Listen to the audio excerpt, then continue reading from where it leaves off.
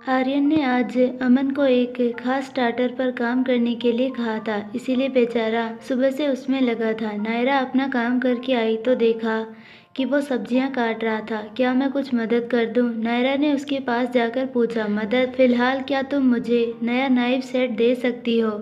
Of course, अभी लाती हूँ।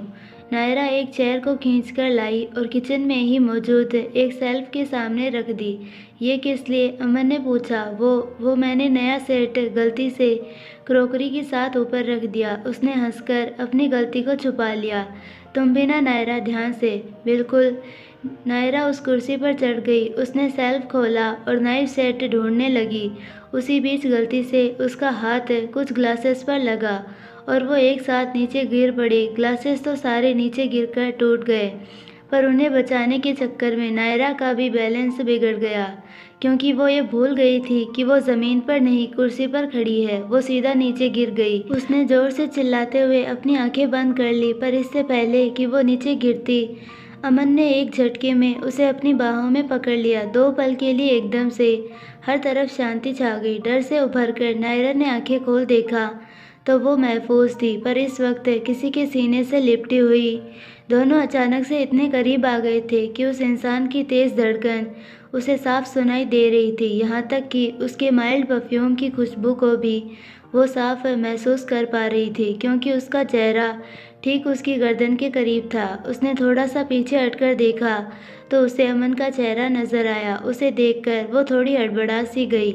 अमन की नज़रें भी नायरा पर टिकी थी। उसकी खुद पर ठहरी नज़रों को देखकर नायरा एकदम से बर्फ सी जम गई, पर खुद को संभाल जैसे ही उसने हिलने की कोशिश की, अमन ने झटके से उसे वापस अपने सीने से लगा लिया। उसकी इस हरकत से नायरा दंग रह गई। वो इस हद तक हैरान थी कि दरवाज़ा खुलने की आवाज़ तक उसे सुनाई नहीं दी। अमन भी इस बात को ना जाने क्यों पर नोटिस नहीं कर पाया। अमन, ये क्या कर रहे हो? उसने उससे दूर हटाते हुए थोड़ा घबराकर पूछा, पर अमन की नज़रें तो अब भी उससे हटने का नाम नहीं ले रही थी। अमन, इस बार उसके पुकारने पर वो होश में आया। प्लीज़ प्लीज़ मुझे नीचे उतारो, नीचे कांच बिखरे हैं। उसकी बात सुनकर नायरा ने नीचे नज़र डाली तो सच में कांच के टुकड़े नीचे बिखरे पड़े थे। कैसे? वो नीचे उतरने की कोशिश करने लगी। रुको रुको, मैं उतारता हूँ। वो उसे नीचे उतारने के लिए जैसे ही पलटा, सामने खड़े वेदांत को देखकर वहीं जम गया। वेदांत दरवाजे के हाइट के सामने। नायरा सच में किसी बच्ची जैसी लग रही थी। लेट्स गो, उसने अपनी गंभीर आवाज़ में कहा और उसे एक हाथ में उठाकर वहाँ से चल दिया। अपने दूसरे हाथ में उसने वो बैग उठा लिया जिसे उसने कैबिनेट पर रखा था। उसे उठाकर वो सीढ़ियों की ओर बढ़ गया। अमन उन्हें देखता ही रह गया, पर अचानक से उसके चेहरे के भाव बदल गए और वो अपने कमरे में काम में लग गया। वेदांत, वेदांत मुझे नीचे उतारो प्लीज़, नायरा बार बार वेदांत से कह रही थी, पर वो उसे उठाकर ऊपर कमरे में ले गया। मुझे ऊपर नहीं आना, मुझे नीचे कुछ काम है, प्लीज़ मुझे उतारो, वो कह रही थी, पर वेदांत ने ज़रा भी ध्यान नहीं दिया और उसे लाकर सोफे पर बैठा दिया। लेकिन इस बीच वो फिर उसके करीब आ गई। उसके दिल की धड़कन फिर एक बार बढ़ गई। वेदांत मुझे नीचे। वो उठने ही वाली थी कि वेदांत ने उसे कंधों से वहीं सोफे पर पकड़े रखा। नायरा कुछ कहने ही वाली थी कि तभी वेदांत ने अपनी पॉकेट से इन्हेलर निकालकर उसके सामने रख दिया। अब जाकर वो समझी कि वेदांत ने ये सब क्यों किया। उसने जल्दी से वो इन्हेलर लिया और उसे इन्हेल किया। उसी के साथ उसकी अटकती सांसें नॉर्मल हुई। थैंक यू, उसने पलकें झुकाकर कह दिया, क्योंकि वेदांत की नज़रें अब उससे हट ही नहीं रही थी। कुछ देर पहले जो तुमने देखा, तुम ठीक हो ना? वेदांत ने उसकी बात काट कर कहा, पर वो सवाल सुनकर नायरा ने उसकी ओर चौंक कर देखा। क्या क्या मतलब, तुम ठीक हो ना? उसने तुम्हें छुआ। I know you don't like physical touch. उसे वेदांत की नज़रों में अपने लिए चिंता दिख रही थी। मैं ठीक हूँ। ये सुनते ही वेदांत ने राहत की सांस ली और उससे थोड़ी दूरी बनाकर बैठ गया। वो लड़का अमन है, नायरा ने शांति तोड़ते हुए कहा। जानता हूँ, बस मुझे तुम्हारी चिंता हो रही थी। वो बुरा लड़का नहीं है, हम अच्छे दोस्त बन गए हैं। दैट्स अ रिलीफ, उसने सांस छोड़ते हुए कहा। पर तुम यहाँ क्या कर रहे हो? आर्यन ने डिनर के लिए इंसिस्ट किया था। ओह हाँ, पर डिनर के लिए तो तुम बहुत जल्दी आ गए हो, नायरा ने मुस्कुराकर कहा, जिस पर वेदांत भी मुस्कुरा पड़ा। तुम्हें भी तो ये देना था, ये लो। उसने वो बैग उठाकर नायरा को पकड़ा दिया। ये क्या है, खुद देख लो। नायरा ने उसे सामने रखा और खोलकर देखा तो उसकी आंखें चमक उठी। मोची! उसने उसके अंदर से एक सुंदर सा पैकेज बॉक्स निकाल लिया। मोची एक बहुत ही famous Japanese dish sweet dish है। मोची से भरे उस बॉक्स को देखकर नायरा एकदम से उछलकर वेदांत से लिपट गई।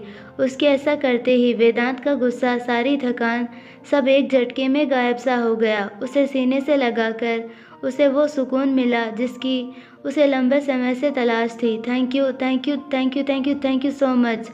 मैं इसे जल्दी से फ्रिज में रख देती हूँ। डिनर के बाद इसे एज अ डेजर्ट खाऊंगी।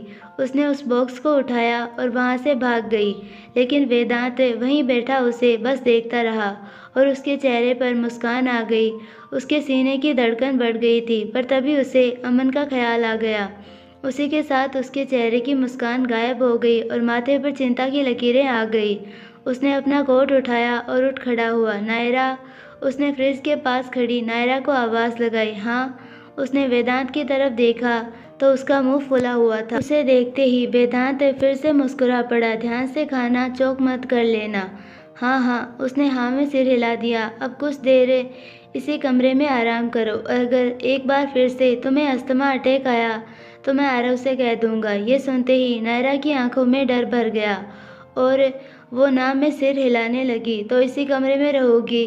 उसने हाँ में सिर हिलाया। फिर ठीक है। इतना कहकर वो बाहर चला गया। जैसे ही दरवाज़ा बंद हुआ, वेदांत के चेहरे की मुस्कान फिर से गायब हो गई।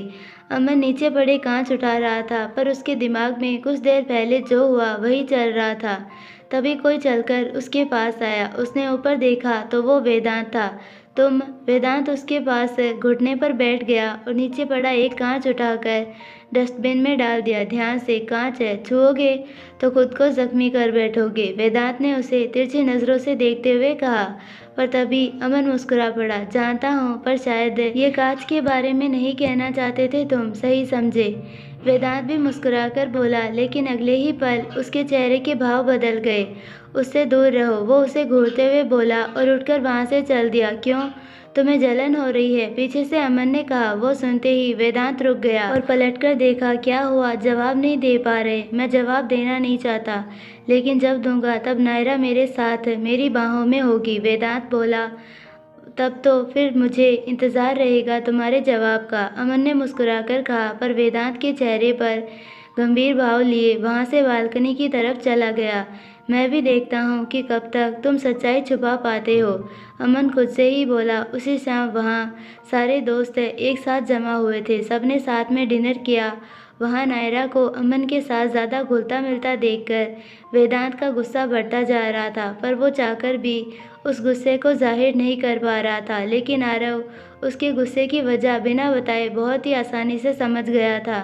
नायरा ने आज शाम भी चुपके से अपनी गाड़ी निकाली और उसे मेन रास्ते तक ले गई। वहां जाकर उसने हेलमेट पहना और गाड़ी स्टार्ट कर आगे निकल गई। लेकिन वो इस बात से अनजान थी कि दूर खड़ी अमन की बाइक भी उसके पीछे चल पड़ी थी। आखिर ये जा कहाँ रही है? अमन उसके पीछे जाता रहा। नायरा फाइनली एक नॉर्मल से रेजिडेंशियल एरिया में आ पहुंची। उसने गली के कोने में अच्छी सी जगह अपनी गाड़ी खड़ी कर दी और हेलमेट उतारकर आगे पैदल चल दी। ये देखकर अमन भी उसके पीछे पैदल ही चल दिया। नायरा एक गली के रोशन कोने में जाकर खड़ी हो गई। देखने से लग रहा था जैसे किसी का इंतजार कर रही थी। अमन एक दीवार के पीछे छिपकर खड़ा उसे देख रहा था। ये यहाँ इस तरह किसका इंतजार कर रही है? कहीं इसका ये इंतजार मेरे इंतजार का अंत तो नहीं? अमन की आंखों में चमक और मन में उम्मीद जाग उठी। वो वहीं खड़ा नायरा को छुपकर देखता रहा। पर लगभग आधा घंटा इंतजार करने के बाद नायरा थोड़ी पैनिक होने लगी। शायद उसे किसी चीज़ की बहुत ज़्यादा चिंता हो रही थी। इसे इतनी देर क्यों लग रही है? अंधेरा और भी गहरा होता जा रहा है। क्या करूं? क्या मैं वापस चली जाऊं? वो सोच ही रही थी, तभी सामने वाले रास्ते से उसे कोई चलकर आता नजर आया। उसे देखकर नायरा चौकन्नी हो गई और नायरा को देखकर अमन। लेकिन उसकी सारी उम्मीद तब टूटी जब सामने एक लड़की नजर आई, शालिनी। नायरा ने उसे पुकारा। दरअसल वो लड़की शालिनी ही थी।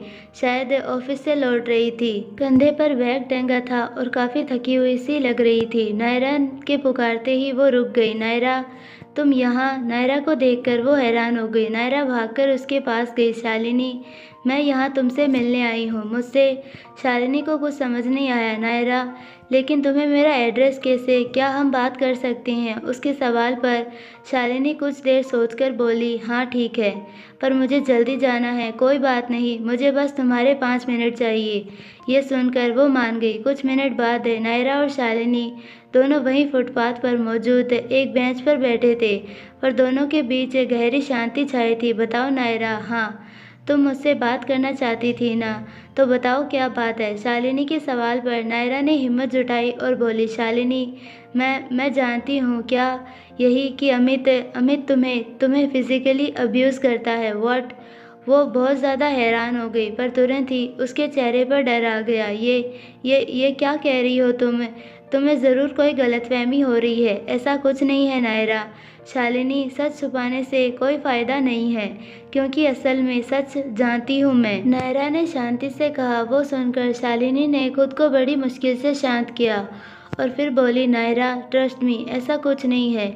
नायरा समझ गई थी कि वो ऐसे सच नहीं कहेगी, इसीलिए उसने एकदम से उसका हाथ खींचा और उसकी स्वेटर्स की स्लीव्स को ऊपर कर दिया। उसी के साथ शालिनी के हाथों पर मौजूद लाल निशान नजर आने लगे। शायद उन्हीं को छिपाने के लिए उसने ऐसे कपड़े पहने थे जिनसे उसका पूरा बदन ढका रहे। अगर ऐसा कुछ नहीं है तो ये सब क्या है? नायरा ने पूछा। ये तो मैं सीढ़ियों से फिसल गई थी तब लगा था। शालिनी ने घबराकर अपना हाथ खींच लिया और वापस ढक लिया।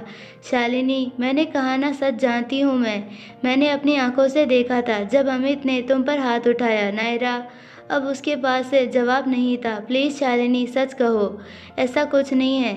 शालिनी, मैं तुम्हें अपनी दोस्त मानती हूँ। जिस दिन से तुम्हें उस हालत में देखा है, सो नहीं पा रही। आखिर क्यों तुम ये सब कर रही हो? नायरा, तुमने जो भी देखा वो ज़रूर कोई गलतफहमी है। अमित मुझसे बहुत प्यार करता है और इसी वजह से वो कभी कभी बस थोड़ा पॉजेसिव हो जाता है। लेकिन इसका मतलब पॉजेसिवनेस और पागलपन में फ़र्क होता है शालिनी। वो मुझसे प्यार करता है। शालिनी ने मुंह फेर लिया। ये देखकर नायरा ने फिर से खुद को शांत किया और उसका हाथ पकड़ लिया। मेरी बात समझने की कोशिश करो। ये सही नहीं है जिसे तुम प्यार समझ रही हो वो। नायरा, मुझे जाना होगा। शालिनी ने उसके हाथ से अपना हाथ छुड़ा लिया और वहाँ से उठकर जाने लगी। शालिनी, नायरा ने उसे रोकने की कोशिश की पर वो नहीं रुकी। ये देखकर वो भागकर गई और उसके सामने आकर खड़ी हो गई। शालिनी, प्लीज़ सुनो, ऐसा बिल्कुल नहीं है कि मैं तुम्हारी हालत नहीं समझ सकती, पर सच ये है कि प्यार उसे तुमसे नहीं, तुम्हें उससे है। शालिनी ने चौंक कर उसकी तरफ देखा। ये प्यार ही तुम्हारे रास्ते की अड़चन बना हुआ है। अपने साथ होता बुरा सलूक पहचानो। मैं तुम्हें ऐसे नहीं देखना चाहती। मैं मदद करूंगी। प्लीज़ तुम डरो मत। मैं रुद्र से बात करूंगी। हम सब मदद करेंगे तुम्हारी। नायरा, बस बहुत हुआ, मुझे लेट हो रहा है। शालिनी ने उसे साइड कर दिया और आगे बढ़ी। शालिनी, मेरी बात सुनो। नायरा उसके पीछे जाने लगी। नायरा, मेरे पीछे मत आओ। शालिनी, प्लीज़ मेरी बात सुनो। शालिनी चलते हुए अपने घर के करीब आ गई और नायरा अभी भी उसे रोकने की कोशिश कर रही थी। तभी अचानक से शालिनी रुक गई, क्योंकि उसके घर के सामने अमित खड़ा था। अमित, शालिनी की आंखों में उसे देखते ही एकदम से डर भर गया। उसे देखकर नायरा भी एकदम से रुक गई। डर के मारे उसका गला भी सूख गया। मिस नायरा, अमित भी उसे वहाँ देखकर हैरान था। तुम दोनों साथ कैसे? वो शालिनी के पास आते हुए बोला, पर शालिनी की जुबान लड़खड़ा रही थी, इसीलिए नायरा भागकर आगे आई और बोली, वो शालिनी को आज टैक्सी नहीं मिल रही थी। अनफॉर्चुनेटली ये मुझे मिल गई, तो मैंने सोचा कि इसे घर तक छोड़ दूँ। मेरी गाड़ी आगे खड़ी है, लेकिन आप लोग इस तरह, दरअसल ये मुझे यहाँ तक छोड़ने के लिए एक्सपेंस देना चाह रही थी। मैंने मना कर दिया तो नाराज़ हो गई। वो सुनकर शालिनी ने नायरा की ओर देखा, क्योंकि उसने बड़े ही आराम से झूठ बोल दिया था। अब आप ही बताइए, मैं इसे अपना दोस्त समझती हूँ तो इससे पैसे कैसे ले सकती हूँ? शालिनी, क्या ये सच है? हाँ। शालिनी ने हाँ में सिर हिलाया। शालिनी, नायरा ने तुम्हें अपना दोस्त कहा और तुम इन्हें पैसे देकर शर्मिंदा करना चाहती हो उसने जैसे ही उसके कंधे पर हाथ रखा, शालिनी ने घबराकर आंखें बंद कर ली। कोई बात नहीं मिस्टर अमित, ये मुझे अपनी दोस्त समझती है, इसीलिए नाराज़ हुई। वो सुनकर उसने आंखें खोली। वैसे आप यहाँ? नायरा ने पूछा। मैं शालिनी से मिलने आया था, इसकी बहुत याद आ रही थी, सोचा साथ में डिनर कर लें। वो सुनकर शालिनी ने मुस्कुराकर उसकी ओर देखा। अमित की बस एक मुस्कान देखकर उसका चेहरा खिल उठा, लेकिन वो देखकर नायरा को बहुत बुरा लगा। Miss Naira, why don't you join us? Oh thank you, but मुझे घर जाना है, मेरी मम्मा वेट कर रही होगी। मैं वक्त पर नहीं पहुंची तो वह परेशान हो जाएगी। Next time. श्योर, अमित ने कहा। Bye bye. अमित ने उसे बाय किया। Take care Shalini. और हाँ, मैंने जैसा कहा, मैं तुम्हें अपना दोस्त समझती हूँ। वो सुनकर शालिनी को कुछ तो महसूस हुआ। चलती हूँ। नायरा मन ना होते हुए भी वहाँ से निकल गई। चलें? अमित के सवाल पर शालिनी ने हाँ में सिर हिलाया और दोनों अंदर चले गए। लेकिन वहाँ से जाती नायरा को देखकर अमित को कुछ अजीब सा तो लगा था, पर उसे नज़रअंदाज कर वो शालिनी के साथ अंदर चला गया। नायरा आगे जाकर अपनी गाड़ी के पास आई। उसे इस बात का बहुत ही बुरा लग रहा था और गुस्सा भी आ रहा था। उसे किसी तरह शांत कर वो स्टार्ट करने लगी, लेकिन तभी एकदम से वहाँ की स्ट्रीट लाइट फ्लिकर करने लगी, जिस वजह से वहाँ बार बार अंधेरा होना लगा। ये देखकर नायरा घबरा गई। तभी वो लाइट एकदम से बंद हो गई और पूरी जगह अंधेरे में डूब गई। उस अंधेरे को देखकर नायरा बहुत ज़्यादा घबरा गई। अंधेरा। उसने अपनी गाड़ी की आगे धकेलने की कोशिश की, पर कांपते हाथों की वजह से नहीं कर पाई। इसीलिए उसने गाड़ी वहीं छोड़ दी और उजाले की तरफ जाने लगी। इसी बीच उसका पैर एक पत्थर से टकरा गया और वो नीचे गिरने ही वाली थी कि किसी ने आकर उसे थाम लिया। नायरा ने तुरंत पहचान लिया कि वो किसी आदमी का हाथ है। ये महसूस होते ही उसका डर और बढ़ गया। वो ज़ोर से चिल्ला पड़ी, पर तभी उस इंसान ने उसके मुंह पर हाथ रख दिया और दीवार से सटा दिया। नायरा का दिल डर के मारे तेजी से धड़क रहा था। तभी एकदम से वो स्ट्रीट लाइट फिर से ऑन हो गई और उस लाइट में नायरा ने अपने ठीक सामने और बेहद करीब इंसान का चेहरा देखा। उसे देखते ही नायरा की आंखें फैल गई। अमन। अमन ने जैसे ही उसके मुंह से हाथ हटाया, वो हैरानी से बोली, तुम ठीक हो? उसकी आंखों में नायरा को अपने लिए बहुत ही चिंता नजर आई, पर अमन का दिल इस वक्त उसके करीब आने से तेजी से धड़क रहा था। नायरा और अमन इस वक्त एक रोशन जगह पर खड़े थे। मेरा पीछा किया, नायरा एकदम से चिल्ला पड़ी, जिससे अमन थोड़ा घबरा गया। आई एम रियली सॉरी, पर तुम मेरे पीछे क्यों आए? मैं तो वापस ही जा रहा था, पर तभी तुम्हें देखा, थोड़ा सस्पिशियस लगा, इसीलिए। उसने सिर झुकाकर कहा, जिस वजह से नायरा उस पर और गुस्सा नहीं कर पाई। कुछ पल के लिए वहाँ एक घनघोर शांति छा गई। Thank you. ये सुनते ही अमन ने हैरानी से देखा। Thank you? पर क्यों? तुम नहीं समझोगे। नायरा ने अपने अंधेरे की डर वाली बात को टाल दिया। इसका मतलब तुम मुझसे नाराज़ नहीं हो? नहीं, तुम चाहते हो मैं तुमसे नाराज़ रहूं? अमन ने ना में सिर हिला दिया। तो उसके लिए मेरी एक शर्त है। कैसी शर्त? किसी को मत बताना कि मैं यहाँ आई थी। लेकिन नायरा, इट्स नॉट सेफ। मैंने सब सुना, वो आदमी ठीक नहीं, इसीलिए मत बताना। उन चारों में से किसी को भी पता चला तो मुझे शालिनी से बात नहीं करने देंगे, और मुझे लगता है कि शालिनी को बस मैं कन्विंस कर सकती हूँ। पर अगर कोई प्रॉब्लम हो गई तो मैं रुद्र को सब बता दूंगी। पक्का ना? हाँ बाबा, अब मुझे जाना है। मम्मा को पता चल गया ना कि मैं इतनी लेट बाहर हूँ तो बहुत डांट लगा देगी। नायरा वहाँ से निकलने ही वाली थी कि अमन ने उसकी कलाई पकड़ ली, जिससे नायरा ने उसकी ओर हैरानी से पूछा, मैं तुम्हारे साथ चलता हूँ? नायरा उसकी बात तुरंत मार गई, क्योंकि वो नहीं चाहती थी कि फिर से ऐसा कुछ हो जैसा कुछ देर पहले हुआ था। अगली शाम में गुड इवनिंग एवरीवन। नायरा बड़ी सी मुस्कान के साथ रेस्टोरेंट के ऊपर वाले कमरे में अंदर एंटर हुई, लेकिन वहाँ बैठे चारों के लटके हुए चेहरे देखकर उसकी मुस्कान गायब हो गई। क्या हुआ? सब ऐसे क्यों बैठे हैं? वो उनके पास आकर बोली, पर किसी ने कोई जवाब नहीं दिया। क्या बात है? सब ठीक है ना? फिर भी किसी ने जवाब नहीं दिया। आरव, आर्यन, क्या हुआ? नायरा, दरअसल आर्यन शादी करना चाहता है। क्या? आरव की बात सुनकर नायरा की आंखें चमक उठी। माया से? रुद्र ने कहा। Oh wow, that's a great news. वो खुशी से उछल पड़ा, लेकिन उन चारों के चेहरों पर 12 बजे थे। ये बात समझने में उसे देर नहीं लगी। उसने तुरंत पूछा, इतनी खुशी की बात सुनाई तुमने, और ऐसे मुंह लटका कर? क्यों आरव? आरव कुछ कह नहीं पाया। आर्यन की तो बोलती ही बंद थी। क्या बात है दोस्तों, आर्यन, तुम और माया तो एक दूसरे से प्यार करते हो ना, हद से ज़्यादा।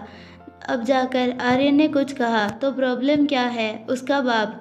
वेदांत गुस्सा कर पड़ा। उसके गुस्से के डर से आर्यन ने अपनी बात बदल दी। आई मीन उसके पापा, अवस्थी अंकल। नायरा ने हैरानी से कहा, तुम जानती हो उन्हें? रुद्र, आर्यन और आरव तीनों एक साथ बोल पड़े। उस पर नायरा ने हाँ में सिर हिलाया। मेरे ऑफिस में माया के साथ उनसे मुलाकात हुई थी, नायरा की। वेदांत ने बताया। अब जाकर सबको समझ आया। अवस्थी अंकल, प्रॉब्लम है। मैं समझी नहीं। प्रॉब्लम यह है कि वो हमारी शादी के लिए हरगिज़ नहीं मानेंगे। आर्यन बोला।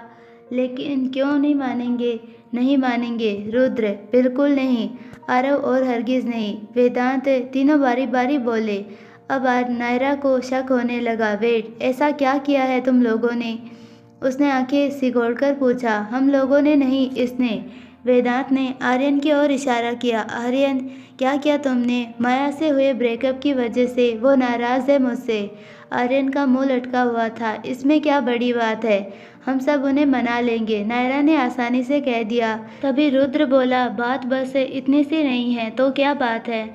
जब इनका ब्रेकअप हुआ, इसने मिस्टर अवस्थी के सेक्रेटरी की बुरी तरह पिटाई कर दी, जिन्हें वो अपने परिवार का हिस्सा मानते हैं, आरव ने बताया। वेदांत ने तो अपना सिर ही पकड़ लिया। क्या, पर क्यों? नायरा ने आर्यन की तरफ देखा। जब मेरा ब्रेकअप हुआ, शराब पीकर क्या? शराब पीकर माया के घर में तोड़फोड़ कर दी थी मैंने। क्या? वो लगभग चिल्ला पड़ी। आर्यन रुआंसा हो गया। Oh no! नायरा काउच पर गिर गई। ओ यस! तभी वेदांत ने तुरंत कहा, अब माया के पापा इसे एक नंबर का शराबी और मवाली समझते हैं, और कोई भी समझदार बाप अपनी बेटी का हाथ एक शराबी के हाथ में कैसे दे सकता है, जो उनके घर आकर उधम मचा दे। रुद्र और आरव की बात सुनकर नायरा ने अपने ही बाल नोच लिए। आर्यन, पागल कहीं के, पछती नहीं तो पीते क्यों हो? वो उस पर बरस गई। नायरा! क्या नायरा?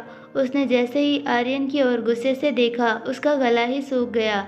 गलती हो गई। उसने बच्चे जैसा मुंह बनाकर पलकें झुका ली। ये क्या कर दिया? वो खुद रुआंसी होकर काउच से टिक गई। ये वहाँ तोड़फोड़ कर रहा था, तब तुम सब क्या कर रहे थे? उसने जैसे ही बाकी तीनों पर गन पॉइंट घुमाया, सबके पसीने छूट गए। हमें कुछ पता नहीं था। पता नहीं ये बेवकूफ़ कब वहाँ चला गया। ये सब कुछ साल पहले की बात है नायरा। वो सब सफाई देते हुए बोले, पर अब सबको खा जाने वाली नज़रों से नायरा देख रही थी। तभी आर्यन अपनी जगह से उठ नायरा के पास आया। नायरा, हे नायरा! उसने 2-3 बार पुकारा, लेकिन नायरा ने मुंह फुलाकर जवाब नहीं दिया। मेरी प्यारी नायरा, क्या है? वो जैसे ही चिल्लाई, आर्यन सीधा उसके पैरों में गिर गया और उसके पैर पकड़ लिए। ये देखकर बाकी तीनों हल्के से मुस्कुरा पड़े। मैं जानता हूँ तुम कोई ना कोई तरीका निकाल लोगी, वो नायरा को देखकर बोला। पागल हो गए हो क्या? तुम्हारे चक्कर में मिस्टर अवस्थी मुझे बेवड़ा ना समझने लगे। भूल जाओ। वो उठने ही वाली थी, पर आर्यन ने उसे वापस बिठा लिया और धीरे धीरे उसके पैर दबाने लगा। ऐसा मत कहो प्लीज़। मैंने कितनी उम्मीद से यहाँ तुम्हें बुलाया है, क्योंकि मुझे पता है तुम सब ठीक कर दोगी। आई एम सॉरी, मुझे माफ़ कर दो, नायरा ने मना कर दिया। नायरा, मैंने माया से वादा किया है कि मैं उसके पापा को मनाने का कोई ना कोई तरीका ज़रूर ढूंढ लूँगा। तो जाओ फिर ढूंढो। नहीं मिल रहा ना, तभी तो तुम्हें बुलाया है। उसने रुआंसा होकर उसकी गोद में सिर रख दिया। नायरा फ्रस्ट्रेट हो गई, लेकिन अब मदद तो करनी ही पड़ने वाली थी। अगली बार शराब को हाथ लगाया ना तो हाथ तोड़ दूंगी। उसने जोर से आर्यन के सिर पर मारा, लेकिन फिर भी वो उसकी गोद से नहीं उठा। नायरा, प्लीज़ एक बार मदद कर दो ना। बाकी सबको नायरा पिघलती नजर आई। इसको पता है कि इसे कैसे पिघलाना है। रुद्र मुस्कुराकर धीरे से बोला, मुझे नहीं लगता वो इतनी आसानी से मानेगी। आरव ने कहा ही था कि तभी नायरा ने आर्यन के बालों को कसकर पकड़ लिया और उसका सिर अपनी गोद से उठाया। आओ आओ, मेरे बाल, मेरे बाल! मैं तुम्हारी बातों में नहीं आने वाली। अब गलती की है तो उसे सुधारोगे भी तुम ही। वो वहाँ से उठकर पैर पटकते हुए सीधा बाहर चली गई। नायरा, नायरा रुको। वो नहीं रुकी। ये तो चली गई, अब मेरा क्या होगा? उसने बाकी तीनों की तरफ देखा। तुम्हारे सिर पर स्टैंप लगाकर गई है, वेदांत ने उसके बालों को ठीक करते हुए कहा। देखूं तो जरा। अरे वो तो यहाँ बेवड़ा लिख के गई है। रुद्र ने उसके बालों को, उसके माथे से बालों को हल्का सा साइड कर कहा। ये सुनते ही तीनों एक साथ खिलखिला उठे। वैसे ये थोड़ा वैसा दिखता भी है, आरव ने कहा तो वहाँ और भी खिलखिलाहट छा गई। पर आर्यन गुस्से में उठ खड़ा हुआ। Shut up, shut up. खबरदार अगर मेरे हैंडसम फेस का मजाक उड़ाया तो क्या शराब पीकर हमारे घर में भी तोड़फोड़ करोगे? वेदांत की बात पर वो तीनों फिर से हंस पड़े। आर्यन खुद अपने बाल नोचते हुए वहाँ से चला गया, लेकिन वो तीनों अब उस पर हंस रहे थे। उन्हें किसी बात की चिंता नहीं थी, क्योंकि वो जानते थे कि नायरा उसकी मदद ज़रूर करेगी। ये उसी के बस की बात थी। देर रात नायरा अपने बढ़ते गुस्से की वजह से सो नहीं पा रही थी, इसीलिए वो बेड से उठकर बैठ गई। इतना बेवकूफ़ कोई कैसे हो सकता है? जिस लड़की से प्यार करता था, उसके घर में जाकर उसी के पापा के सामने शराब पीकर उधम मचाया, उसके सेक्रेटरी को पीटा, उसने अपना सिर पकड़ लिया। पर अब माया के पापा वो कैसे मानेंगे? कुछ समझ नहीं आ रहा। वो सोचने लगी कोई ना कोई तरीका तो ढूंढना ही होगा। तभी एकदम से उसका फ़ोन बज उठा। ये ज़रूर उसी का होगा। ना खुद सोएगा और ना मुझे सोने देगा। उसने फ़ोन की स्क्रीन पर देखा तो थोड़ी चौंक गई। माया का फ़ोन था, इसीलिए उसने तुरंत उठा लिया। थैंक गॉड तुम सोई नहीं नायरा। उस ओर से आवाज़ आई। माया, सब ठीक है ना? तुमने इतनी रात को फ़ोन किया। नायरा, क्या हम मिल सकते हैं? वो सुनकर नायरा थोड़ी हड़बड़ा गई। नायरा, इतनी रात को कैसे? मैं तुम्हारे घर के बाहर खड़ी हूँ। माया उसकी बात काटकर बोली। बाहर? ये सुनते ही नायरा ने अपने कमरे की खिड़की खोल नीचे देखा तो माया नीचे अपनी गाड़ी के बाहर खड़ी थी। उसे देखते ही माया ने अपना हाथ हिलाया। मैं अभी बाहर आती हूँ। नायरा ने तुरंत फ़ोन काटा और अपना एक गर्म स्कार्फ ओढ़कर बाहर चल दी। माया और नायरा दोनों रेखा जी के रेस्टोरेंट के बाहर मौजूद वेटिंग सीट्स पर बैठी थी। आर्य ने तुम्हें बताया कि हम शादी करना चाहते हैं? हाँ। नायरा ने हाँ में सिर हिलाया। उसने ये भी बताया होगा ना कि मेरे पापा अब उसे पसंद नहीं करते? बताया। नायरा, मैंने पापा से बात की। क्या कहा उन्होंने? नायरा ने आंखों में चमक लिए पूछा। उन्होंने साफ मना कर दिया है। ये सुनते ही नायरा को बहुत ही बुरा लगा, पर उससे ज़्यादा दुख और उदासी माया की आवाज़ में थी। उन्हें लगता है कि जो लड़का खुद को नहीं संभाल सकता वो उनकी बेटी को कभी नहीं संभाल पाएगा। उसकी आंखों में हल्का सा पानी आ गया। माया, क्या तुमने उन्हें कन्विंस करने का ट्राई किया? बहुत ज़्यादा, पर उन्होंने इस बारे में बात करने से मना कर दिया। वो सुनकर नायरा को अब समझ ही नहीं आ रहा था कि वो क्या करे। वो काफ़ी ज़्यादा पैनिक हो गई। नायरा, मैं बचपन से अपने मॉम डैड की बहुत ही लाडली रही हूँ, खासकर अपने डैड की। सिंगल चाइल्ड थी ना, तो तुम समझ सकती हो। माया पलकें झुकाकर बताने लगी। नायरा भी गौर से उसकी बातें सुनने लगी। मेरे डैड ने आज तक मुझे कभी किसी चीज़ के लिए मना नहीं किया, मेरी मॉम ने भी नहीं। मैंने आज तक जो चाहा मेरे मांगने से पहले मेरे सामने हाजिर हो रहा है। वो भावुक होती जा रही थी। जब उन्हें पता चला कि मैं किसी से प्यार करती हूँ, मुझसे ज़्यादा खुश वो हुए थे। एक बार भी उन्होंने मेरी पसंद पर शक नहीं किया, क्योंकि उन्हें भरोसा था कि मैं कोई गलत कदम नहीं उठाऊंगी, खासकर मेरे फ्यूचर को लेकर। ऊपर से आर्यन के वेल नोन पर्सनैलिटी और पिलर्स ऑफ होप का एक मेंबर। मेरे पेरेंट्स उसके बारे में जानकर बहुत ही खुश हुए थे।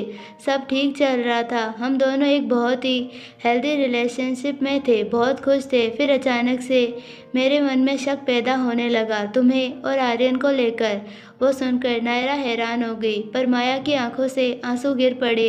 तब मैं असली दोस्ती का मतलब नहीं समझती थी। लगता था कि एक लड़का और लड़की कभी दोस्त नहीं हो सकते, खासकर तब जब फीमेल फ्रेंड वैसी हो जैसी आर्यन बताया करता था। उसका तुम्हारे बारे में बार बार बात करना, हर बात में तुम्हारा जिक्र करना मुझे परेशान करने लगा। तुम्हें पागलों की तरह तलाश कर रहा था वो। तुम्हें ढूंढने का ऐसा जुनून सवार था उसके ऊपर कि मुझे नज़रअंदाज करने लगा। मैं ये सब बर्दाश्त ना कर सकी और मैंने उससे दूर होने का फ़ैसला ले लिया। उसे ये तक नहीं बताया कि मेरे उससे दूर जाने की वजह क्या है। उसके आंसू देखकर नायरा की आंखों में भी आंसू आने लगे। मैंने उस दिन अपनी ज़िंदगी की सबसे बड़ी गलती की थी नायरा। आर्यन मुझे रोकने की हर मुमकिन कोशिश करता रहा, मेरे सामने गिड़गिड़ाया, पर मैंने नहीं सुना। वो फूट फूट कर रोने लगी। ये देखकर नायरा ने उसे तुरंत अपने सीने से लगा लिया। शांत शांत हो जाओ माया, वो बस इतना कह पाई। ये सब मेरी गलती थी नायरा, मैंने उसे बहुत चोट पहुंचाई। मैंने उसके दिल को जो ठेस पहुंचाई, उसी का जवाब मांगने आया था वो मेरे घर। जब कोई जवाब ना मिला तो गुस्से में बस बस माया मत रो, सब ठीक हो जाएगा। वो सुनकर माया उससे दूर हुई और अपने आंसू पोंछकर बोली, नायरा मैं अपने मॉम डैड की मर्ज़ी के खिलाफ कुछ नहीं करना चाहती।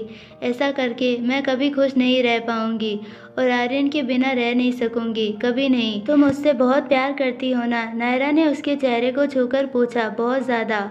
वो भी तुमसे बहुत प्यार करता है माया, जानती हूँ। मुझे कुछ समझ नहीं आ रहा था नायरा कि मैं किससे बात करूं, किससे अपने दिल की बात शेयर करूं। जब सोचा तो सबसे पहला ख्याल दिमाग में तुम्हारा आया। तुमने बहुत अच्छा किया, बहुत अच्छा किया। उसने बड़े ही प्यार से माया के सिर पर हाथ फेरा और उसका हाथ अपने हाथ में ले लिया। तुम दोनों ने बहुत सहा है माया, अब और नहीं।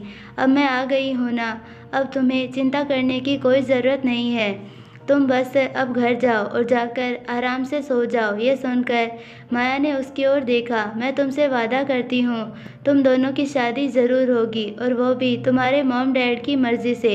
ये सुनते ही माया की आंखें चमक उठी। नायरा माया घर जाओ, सब मुझ पर छोड़ दो। वो सुनते ही माया उसके सीने से लग गई। नायरा ने किसी तरह उसे समझाया और घर भेज दिया, पर अब वो भी उसी बेंच पर बैठी सोच में डूबी थी। अरे वाह, लगता है नया काम शुरू किया है। वो आवाज़ सुनकर नायरा ने सामने देखा तो गेट के बाहर अमन खड़ा था। शायद वो घर जाने की तैयारी में था। क्या? उसने हैरानी से पूछा। चौकीदारी का? क्या यहाँ इतनी रात को ऐसे बैठी हो? चौकीदारी ही कर रही हो ना? ओ शट अप अमन, उसने गुस्से में कहा। कॉफ़ी पीना चाहोगी? उसने जब मुस्कुराकर पूछा तो नायरा मना नहीं कर पाई। कुछ देर बाद रेस्टोरेंट के अंदर अमन हल्के स्वर में बोला, कॉफ़ी का कप पकड़े पकड़े ठंडा मत कर दो, वैसे भी ठंडी कॉफ़ी का कोई मज़ा नहीं। वो सुनते ही नायरा चौंकते हुए बोली, अरे मैं बस यूं ही कुछ सोच रही थी। यूं ही? पर तुम्हारी आंखों में कुछ और कहानी चल रही है, बताओ क्या बात है?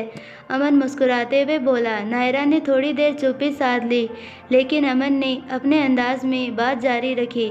तुम्हें पता है, मैं भी पहले तुम्हारी तरह ही था, हमेशा चुप, हर बात को अपने दिल में दबाए रखता था।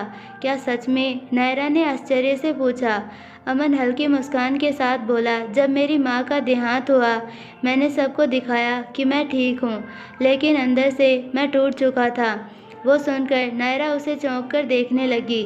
मैं खुद को दोष देता रहा कि मैं लाख कोशिश के बाद भी माँ को नहीं बचा पाया। मैं कभी किसी से कुछ भी शेयर नहीं करता था। और नायरा ने दिलचस्पी दिखाते हुए पूछा, और मेरे पास उस वक्त एक ऐसा खास इंसान था जो मुझे खोने से हर पल डरता रहता था।